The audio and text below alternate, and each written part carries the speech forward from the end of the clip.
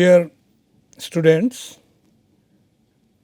in this lecture I will explain optimum provision of public goods and bads. This lecture is divided into various points. First, I will introduce the topic, then I will explain the different types of goods, then optimum provision of public goods and bads. Externalities will also be discussed, and we will try to establish the relationship between public goods and externalities, and later on by taking an numerical example I will explain the effect of externalities on output and prices of polluted industry, and then finally the topic will be sum up. You know that the basic difference between the conventional goods and environmental goods is that in case of environmental goods, market exists like toothpaste, bathing washing soap, color TV or any other product which we buy from the market. Their prices are determined by the interaction of supply and demand. So, market exists in case of conventional goods, but in case of environmental goods it is very difficult to determine the price of such goods as well as the quantity, because most of the environmental goods as well as bads are non-rival and non-excludable. I will explain later on what is non-rival product and what is non-excludable product, but because of this feature of the environmental product and or public goods, market does not exist, or if market exists, market under provide these kind of product, or market fails to deliver effectively or efficiently the environmental goods as well as bads. So, concept of public bads and externalities are developed by the economist to describe the characteristics of environmental goods that lead to market failures. The goods we consume can be classified into various categories. First is private good. Private goods are rival and excludable. Rival means that if you consume some quantity of a product, the same quantity cannot be made available for other to consume. So, the product is rival. Just opposite is non-rival product like clean air. So, if you are consuming clean air, then you are not reducing the quantity for others to consume. So, clean air is non-rival product. Similarly, private goods are excludable. For example, if you have produced a particular product and if someone want to consume that product, you may provide that product only when the price of the product is paid. So, you can exclude the consumption of a particular product if someone is not willing to pay the price of the product, but same things may not be applicable in case of environmental goods. For instance, if in a particular localities a particular entrepreneur want to clean the air, and once the air is cleaned, now he want to supply the clean air to the consumers. Some consumer may be willing to pay the price of the clean air and some may not be willing to pay. In that sense, once the air is cleaned, whether you are willing to pay or you are not willing to pay, you will equally consume. So, product is non-excludable.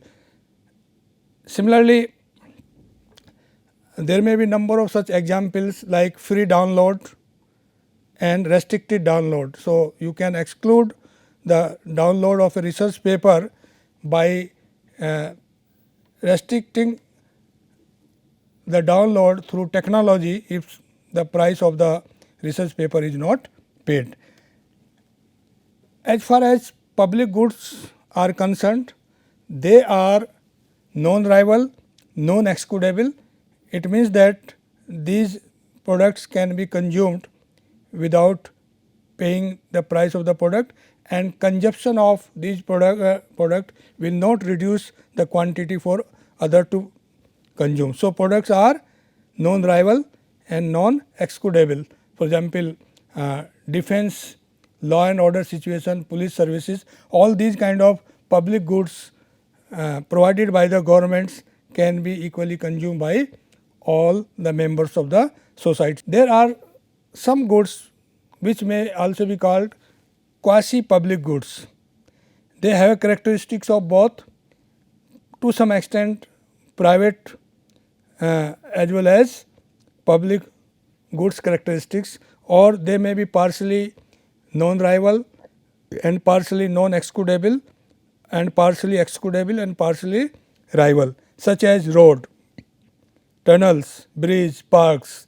So, if roads are the made by the government and roads may be considered as public goods, but the restriction may be imposed by the government by imposing toll, taxes, etc., and in that sense the product may be quasi public goods.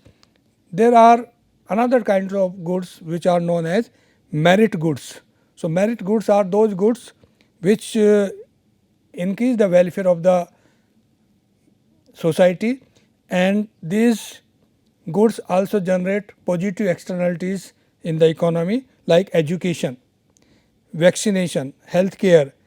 They generate positive externalities. For example, if someone acquired education, so not only that benefit the person who acquired the education, but it also have some spill or effect on the other members of the society. So, education has some positive externalities, and these products must be promoted in order to generate more positive externality in the society. Then another category of goods are demerit goods. Obviously, they are opposite of the merit goods.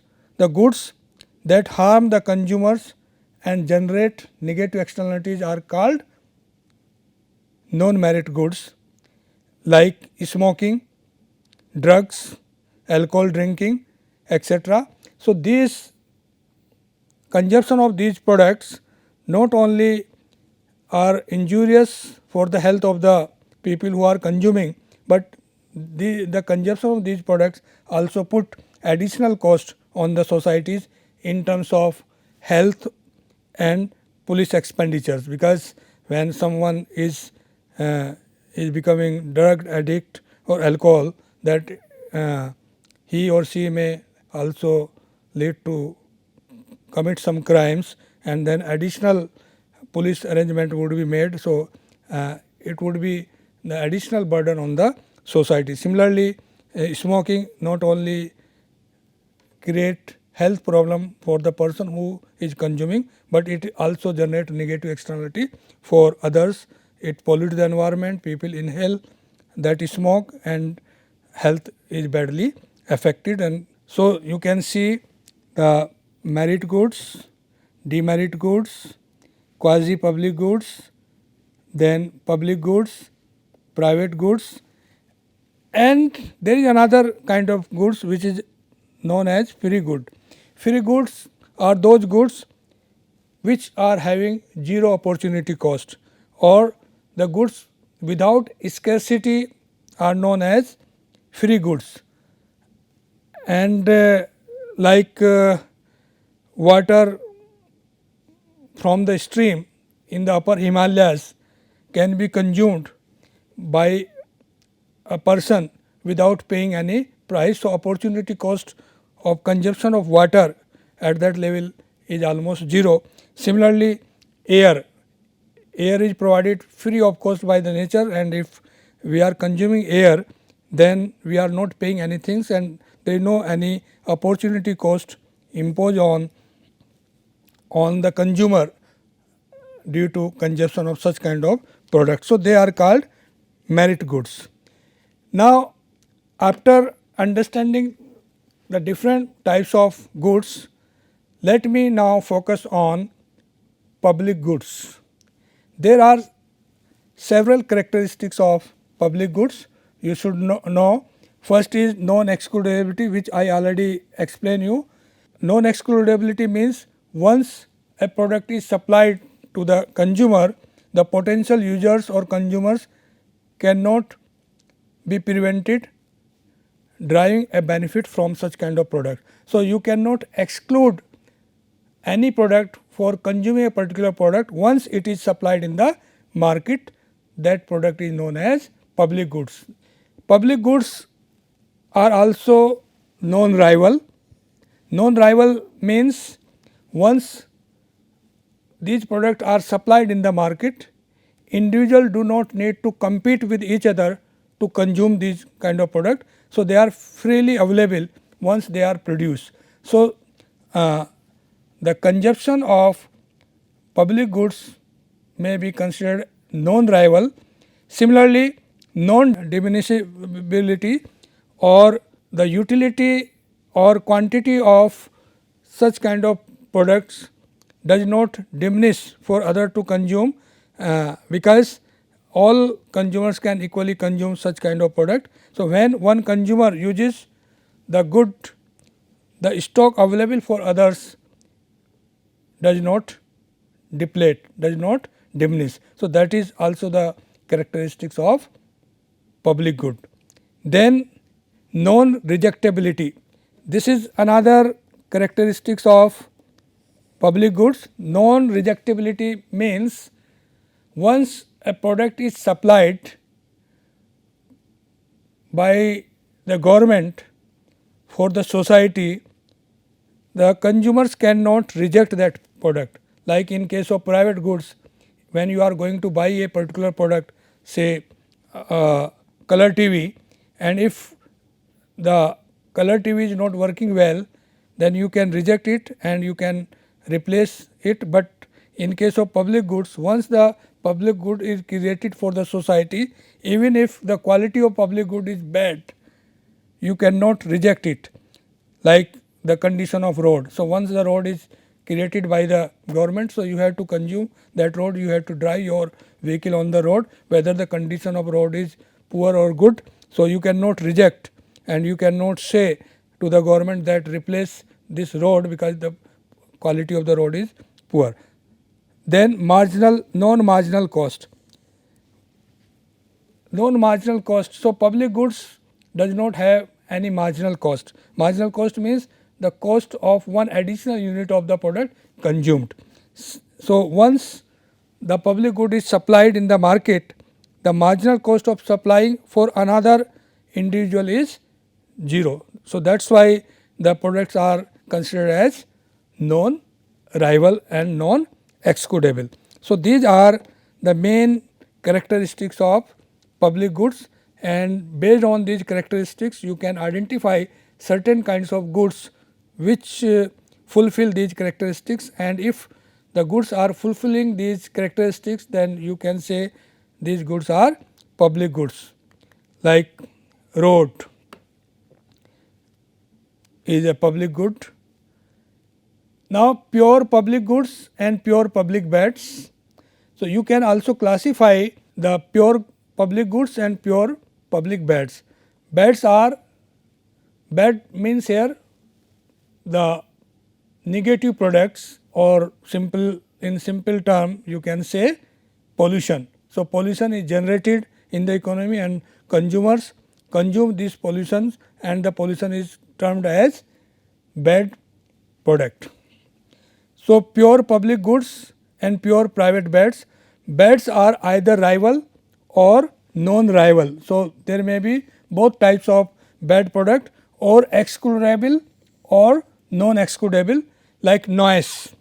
Noise can be made excludable by prohibiting people from being within a certain distance of the noise. So, if there is a sound pollution or noise, so you can escape yourself for consuming the noise by keeping yourself away from that place. So, that is why noise could be called excludable. So, you can exclude yourself for consuming the noise. That is why noise could be both non-excludable and non-rival. It actually depend upon the nature of the product noise. Garbage, for example, garbage is excludable and rival. For instance, household garbage. So, if you are supplying the household garbage, then and some are demanding that household garbage by paying the negative price, then the same quantity will not be available for others to demand. So, garbage is excludable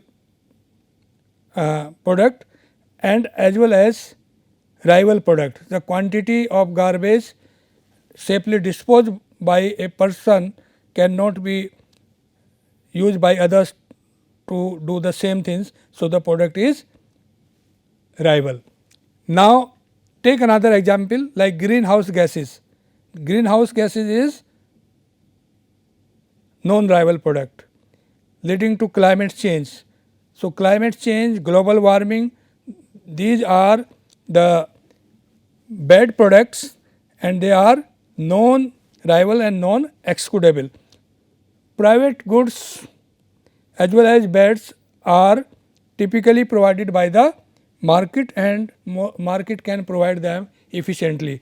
We know that the price of private goods is determined by the interaction of supply and demand. So, at the point where supply and demand intersect each others, at that point the market price of the product is determined, and if market is competitive, then the market can allocate the resources in the production of various goods and services efficiently. So, private goods as well as bads can be provided by the market and they can be provided efficiently if certain conditions are met or if market is competitive.